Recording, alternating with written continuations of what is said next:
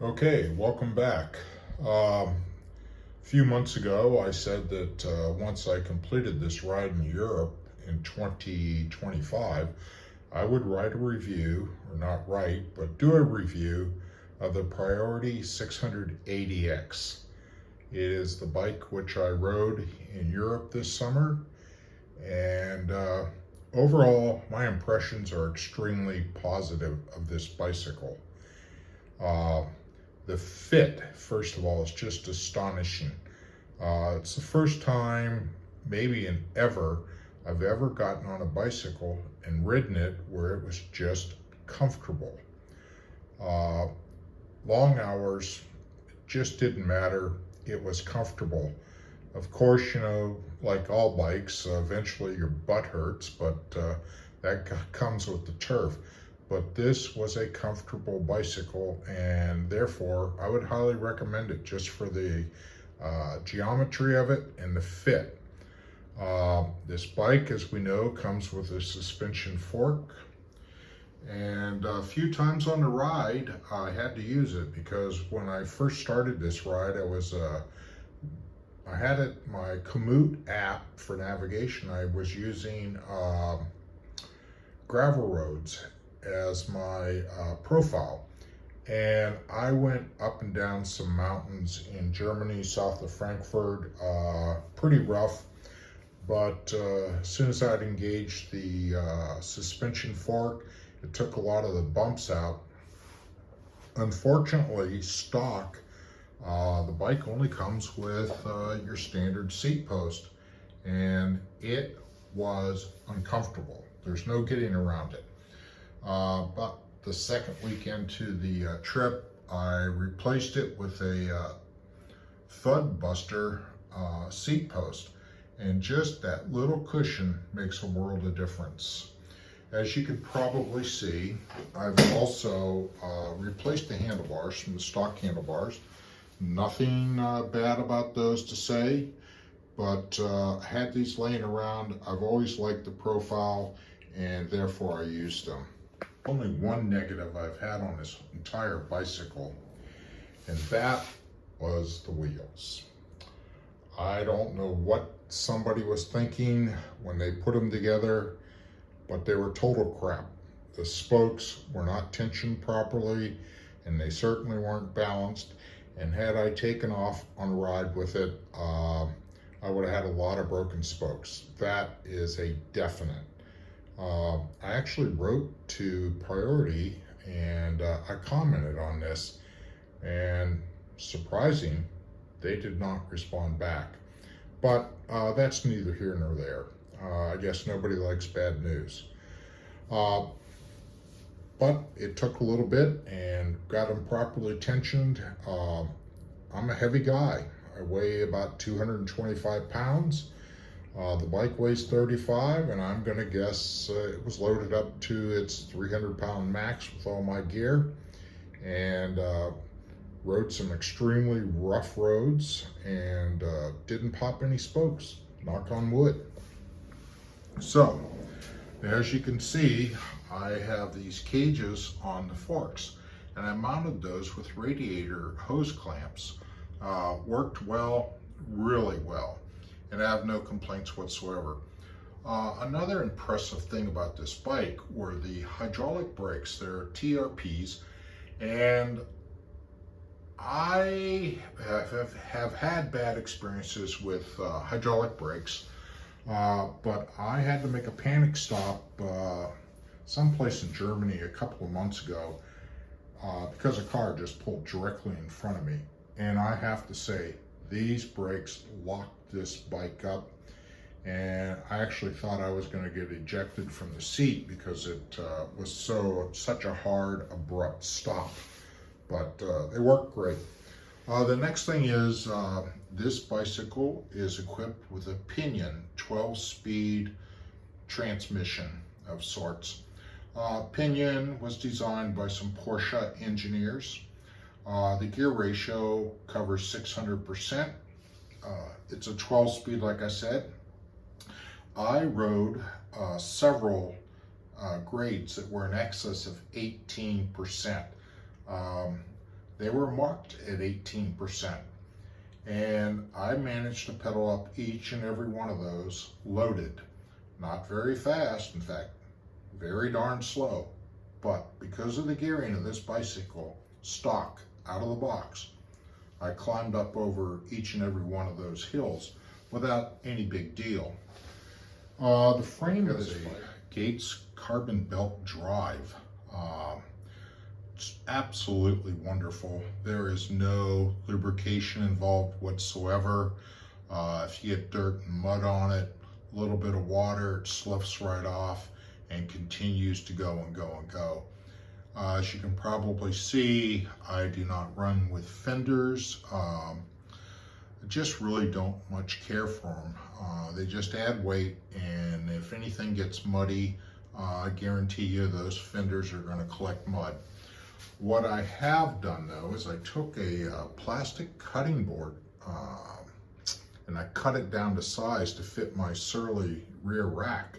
And what this does is it prevents mud from being slung upward. And so it'll get a little dirt on the bottom side of it, but just wash it off with a hose and you're off to the races. Here's a good look at the seat. It's an Ergon, medium large, very, very comfortable. I was truly impressed with this seat. Everything I carry on this bike for my type of touring is waterproof, except for these little grab bags here. Nothing I can do about that, but that's life.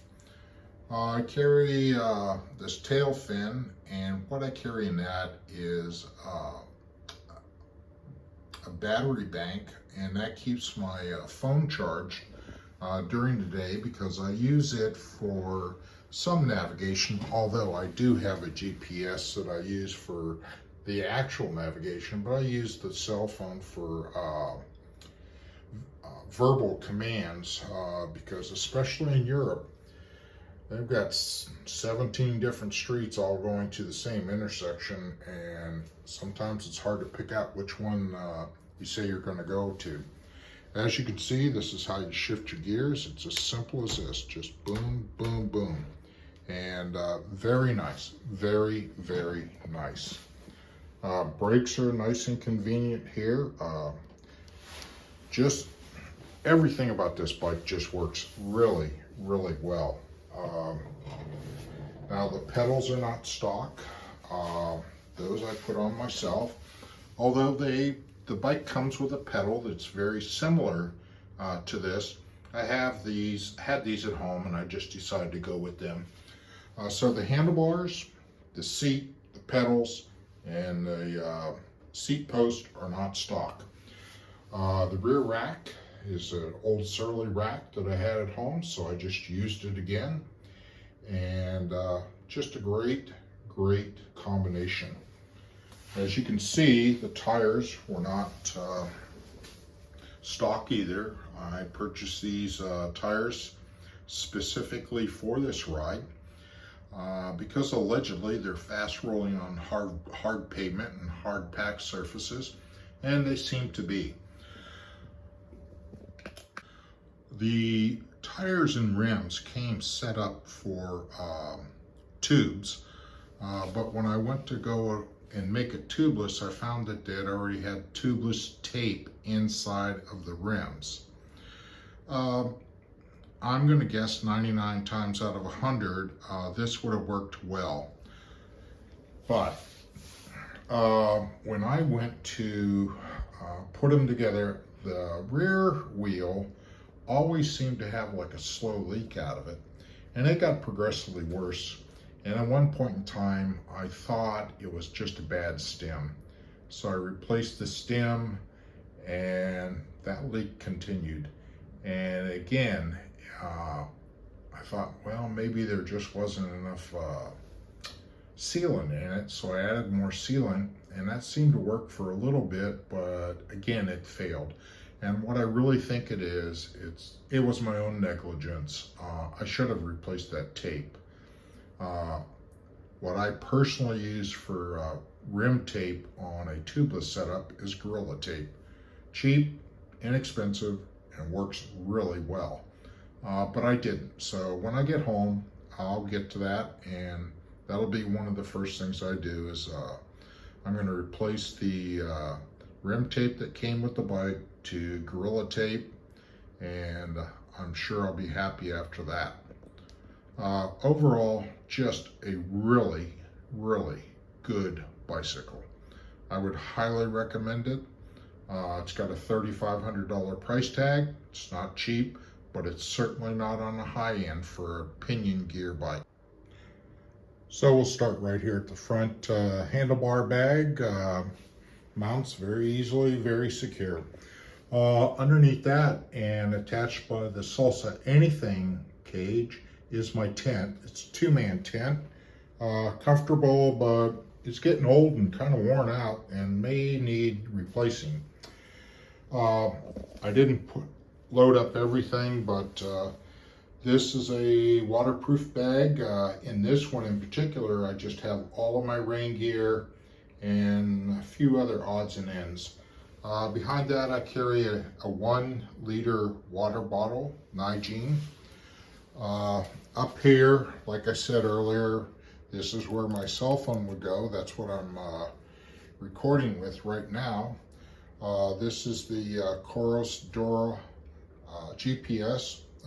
Excellent, just an excellent piece of equipment. When they say that it can go 120 hours without charging, I don't think they're exaggerating. I carry 2 more Nigene bottles up on the handlebars, which I carry water or even water that's charged with electrolytes. And in this bag, I carry a power bank for my phone and a multi-tool just to make those quick fixes on the run. In the rear, I'm using a set of front pannier bags. One side has toiletries, food items, so if I'm in a beer area, I can always hang it in a tree or put it in another safe location so it's not in the tent or around me. I don't want company in the middle of the night. The other side, I carry my clothing and electronics. And unfortunately, the electronics is starting to get to be a little overwhelming.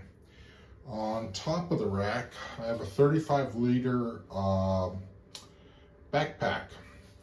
And in here, I just carry all of the camp items: sleeping bag, air mattress, little air pump, anything that has to do with setting up the tent, and creature comforts like a puffy jacket. All those soft items go into this bag on the rack, and it's simply strapped down with Velcro. And overall, not a bad setup, and everything seems to work fairly good. I've learned a few things, and eventually I will swap out a few more things as time goes on. If you like this video, please like, subscribe, and of course share it with the ex-wife.